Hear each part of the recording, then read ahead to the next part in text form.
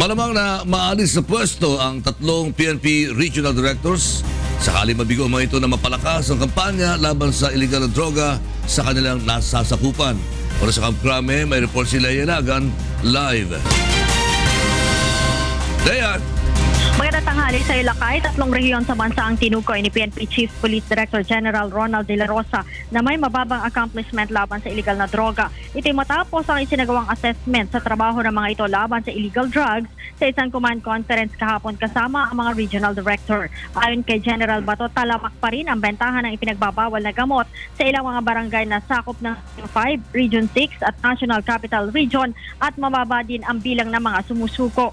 Kaya naman, payo ng general sa kanyang mga regional directors, doblehin o triplehin pa ang kanilang trabaho. Nagbabala din si General Bato sa mga barangay officials na hindi nakikipagtulungan sa mga pulis sa kanilang kampanya laban sa illegal na droga. Ito'y kasunod ng resulta ng isinagawa nilang drug mapping at drug profiling kung saan talamak pa rin ang droga sa ilang barangay at walang sumusuko, aniya. I-report niya ito sa Department of Interior and Local Government at sa Pangulo.